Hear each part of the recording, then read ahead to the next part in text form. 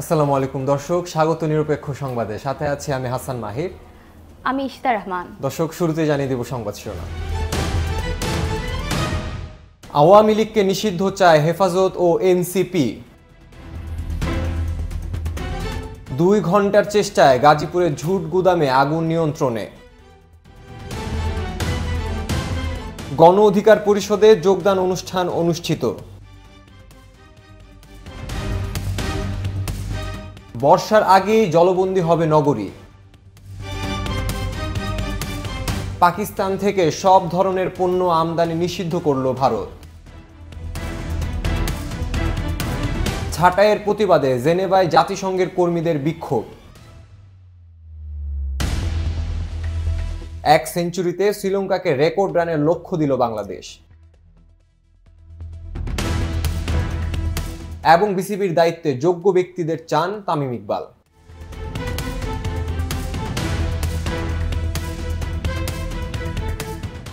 দর্শক, শুনছিলেন শিরোনাম, এবারে বিস্তারিত। ছাত্র জনতার আন্দোলনের মুখে গত 5ই আগস্ট দেশ ছেড়ে পালিয়ে যান সাবেক প্রধানমন্ত্রী শেখ হাসিনা। রাতারাতি পতন হয় আওয়ামী লীগ সরকারের, পরে গঠিত হয় অন্তর্বর্তীকালীন সরকার। তারপর থেকে বিভিন্ন মহলে, সংগঠন ও দল থেকে ফ্যাসিবাদী দলটিকে নিষিদ্ধের দাবি উঠে। এবার একই দাবি করেছে হেফাজতে ইসলাম বাংলাদেশও। শনিবার রাজধানীর সরারদি উদ্যানে সংগঠনটির নায়েবে আমির মাওলানা মাহফুজুল হক এসব দাবি পেশ করেন। দক্ষিণাঞ্চলের মুখ্য সংগঠক হাসনাত আব্দুল্লাহ প্রধান উপদেষ্টাকে উদ্দেশ্য করে বলেন, আপনি ভুলে যাবেন না, আমরা আপনাকে ক্ষমতায় বসিয়েছি। আওয়ামী লীগ কোনো রাজনৈতিক সংগঠন নয়, এটি সন্ত্রাসী সংগঠন। আওয়ামী লীগকে নিষিদ্ধ করে সংস্কার করতে হবে। শনিবার রাজধানী সরারদি উদ্যানে হেফাজতে ইসলামের মহাসমাবেশে বিশেষ অতিথির বক্তব্যে তিনি এসব কথা বলেন। সমাবেশে হাসনাত আব্দুল্লাহ আরও বলেন, ডক্টর মোহাম্মদ ইউনূস গত কিছুদিন আগে বলেছেন আগামী নির্বাচনে আওয়ামী লীগ অংশগ্রহণ করবে কিনা সেই সিদ্ধান্ত নাকি আওয়ামী লীগের।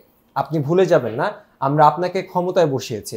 আওয়ামী লীগ নির্বাচন করবে কি করবে না, নির্বাচনে আসবে কি আসবে না, এই সিদ্ধান্ত নেব আমরা। আওয়ামী লীগ মারা গেছে বাংলাদেশে, জানাজা হয়েছে দিল্লিতে। আওয়ামী লীগের পুনর্বাসন মেনে নেওয়া হবে না। মন্তব্য করে হাসনাত আব্দুল্লাহ বলেন, আমাদের দ্বিতীয় স্বাধীনতার 8 মাস পরে যেসব দাবিতে আজ আমরা এখানে জমায়েত হয়েছি সেটা আমাদের জন্য গর্বের কিছু নয়, বরং এটি আমাদের জন্য লজ্জার। 5ই আগস্টের সিদ্ধান্ত হয়ে গিয়েছে। হাসিনার পুনর্বাসনের প্রতি সারা বাংলাদেশের মানুষ রেড কার্ড দেখিয়ে দিয়েছে। 5ই আগস্ট আমরা সিদ্ধান্ত নিয়েছি, এই ভূখণ্ডে আওয়ামী লীগের আর পুনর্বাসন হবে না। যে আওয়ামী লীগ আমাদের দাড়ি টুপিওয়ালা ভাইদের বাইতুল মুকাররমের সামনে থেকে রাস্তায় নামিয়ে এনে হত্যা করেছিল, সেই আওয়ামী লীগ আর পুনর্বাসন হবে না। বিভিন্ন রাজনৈতিক দল ও বিভিন্ন পেশার সহস্রাধিক নেতাকর্মী আজ গণ অধিকার পরিষদে যোগদান করেছেন। আজ ঢাকার ডিপ্লোমা ইঞ্জিনিয়ার্স ইনস্টিটিউট মিলনায়তনে অনুষ্ঠিত সভায় ডাকসু ভিপি ও সংগঠনের সভাপতি নুরুল হক নুরু ও সাধারণ সম্পাদক রাশেদ খান তাদের ফুল দিয়ে বরণ করে নেন। বিস্তারিত থাকছে ডেস্ক রিপোর্টে। শনিবার রাজধানীর ডিপ্লোমা ইঞ্জিনিয়ার্স ইনস্টিটিউটে এক অনুষ্ঠানে পেশাজীবী ও বিভিন্ন রাজনৈতিক দলের সহস্রাধিক নেতৃবৃন্দ আনুষ্ঠানিকভাবে গণ অধিকার পরিষদে যোগ দেন। এ সময় অনুষ্ঠানে পরিষদের পক্ষ থেকে 3টি দাবি তুলে ধরা হয়: গণহত্যার বিচার করে আওয়ামী লীগকে নিষিদ্ধ ঘোষণা, জাতীয় ঐক্যের ভিত্তিতে রাষ্ট্র সংস্কার ও জাতীয় সনদ প্রণয়ন এবং দ্রুত সময়ের মধ্যে নির্বাচনের রোডম্যাপ প্রকাশ। এছাড়া মানবিক করিডোর ও নারী কমিশন বাতিলের দাবি জানিয়ে পরিষদ জানায়, দেশের বিরুদ্ধে নেওয়া কোনো সিদ্ধান্তই তারা মেনে নেবে না।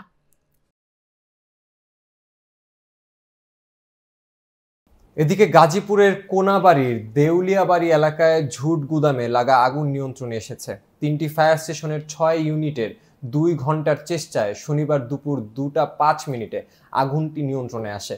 আগুনে ছোট বড় 20টির মতো ঝুট গুদামে থাকা মালামাল পুড়ে গেছে। গাজীপুর ফায়ার সার্ভিসের উপসহকারী পরিচালক মোহাম্মদ মামুন বলেন, এই এলাকার নিকটবর্তী কোনাবাড়ি ফায়ার স্টেশনে বেলা 11টা 50 মিনিটে আগুন লাগার খবর পায়। খবর পেয়ে মাত্র 15 মিনিটে তারা 2টি ইউনিট এখানে ঘটনাস্থলে আসে। 12টা 5 মিনিটে ঘটনাস্থলে পৌঁছে আগুন নিয়ন্ত্রণে আনতে কাজ শুরু করে। তার আগেই আগুনটা বড় আকার ধারণ করে।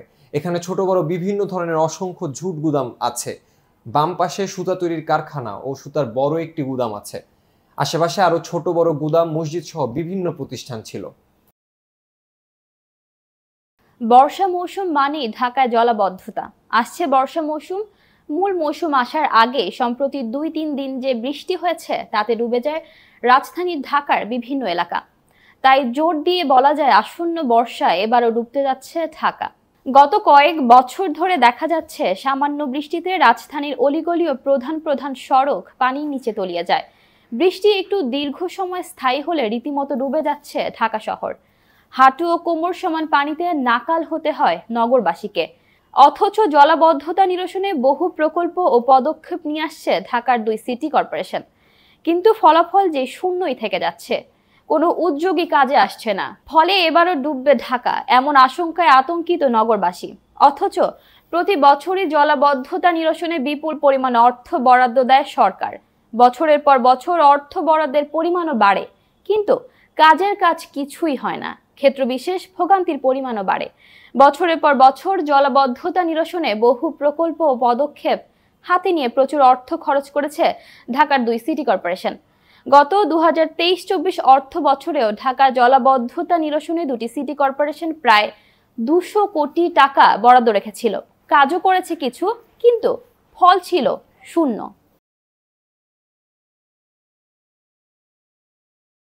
দর্শক, এবার আন্তর্জাতিক প্রসঙ্গ।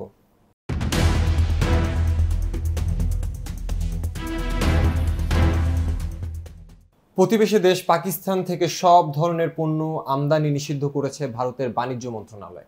মন্ত্রণালয়ের কর্মকর্তারা জানিয়েছে, জাতীয় নিরাপত্তাকে অগ্রাধিকার দিয়ে এই সিদ্ধান্ত নিয়েছে কেন্দ্রীয় সরকার। শনিবার বাণিজ্য মন্ত্রণালয় থেকে দেয়া এক বিজ্ঞপ্তিতে এই প্রসঙ্গে বলা হয়েছে, এখন থেকে আর সরকারি কিংবা ঘূর্ণিপথে পাকিস্তান থেকে কোনো পণ্য আমদানি করার অনুমোদন দেওয়া হবে না। জাতীয় নিরাপত্তাজনিত কারণে এই সিদ্ধান্ত নিয়েছে কেন্দ্রীয় সরকার। পরবর্তী আদেশ না আসা পর্যন্ত এই আদেশ কার্যকর থাকবে। জম্মু কাশ্মীরের অনন্তনাগ জেলার পেহেলগামে সম্প্রতি সন্ত্রাসী হামলাকে ঘিরে সৃষ্ট উত্তেজনার আবহে পাকিস্তানের প্রতি এই বিরূপ পদক্ষেপ নিল ভারতের কেন্দ্রীয় সরকার।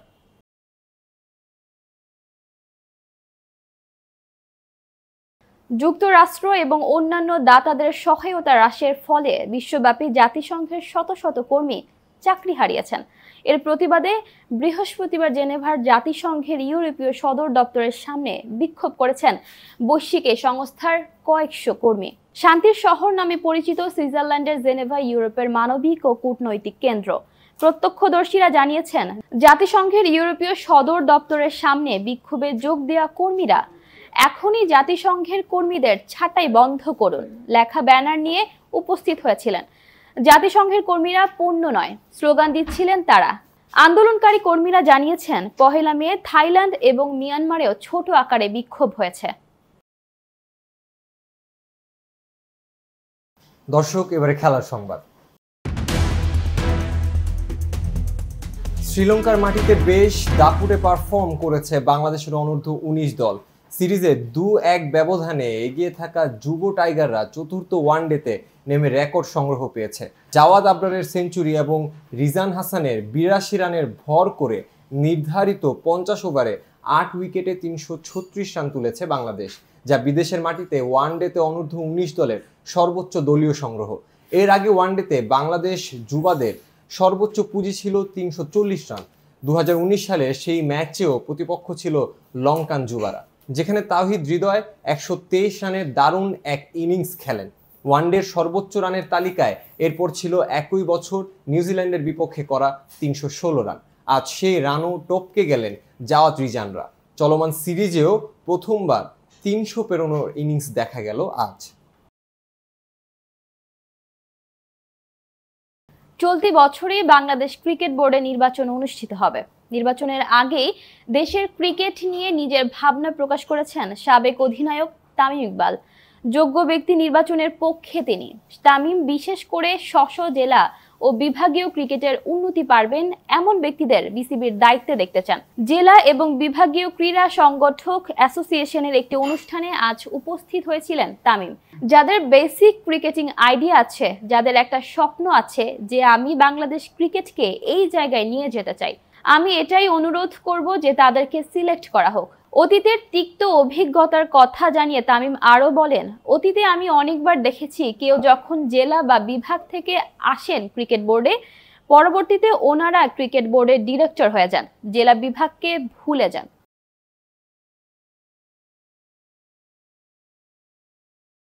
দর্শক, এই ছিল এখনকার মতো। বিশ্বের যে কোনো প্রান্ত থেকে সবশেষ খবর জানতে ভিজিট করুন নিরপেক্ষর ওয়েবসাইট, ইউটিউব চ্যানেল এবং ফেসবুক পেজে। এতক্ষণ সাথে থাকার জন্য ধন্যবাদ সবাইকে।